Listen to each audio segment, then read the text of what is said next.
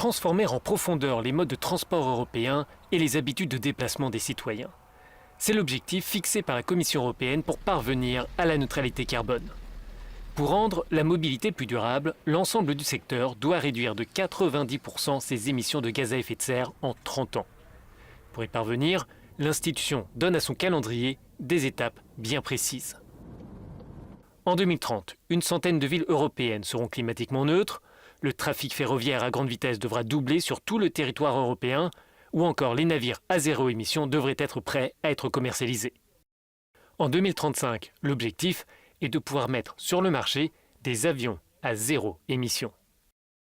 Enfin, pour 2050, la Commission européenne souhaite voir la quasi-totalité des voitures, des camionnettes, des autobus et des véhicules utilitaires neufs recourir à des technologies à zéro émission.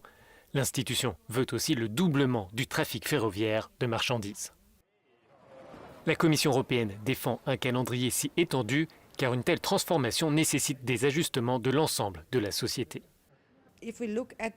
Si nous regardons les voitures à faible ou à zéro émission, pour accentuer la tendance, nous parlons ici, d'ici 2030, de 30 millions de voitures à zéro émission et de 80 000 camions à zéro émission.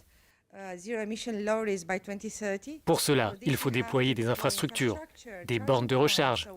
En 2025, il faut 1 million de bornes et il en faut 3 millions en 2030.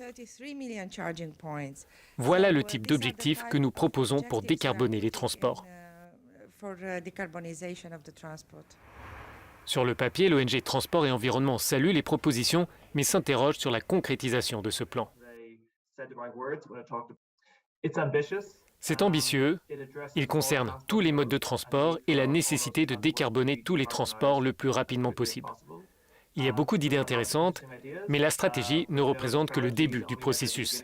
Il y a encore beaucoup de travail, du travail sur les détails. Prenez par exemple le secteur aérien.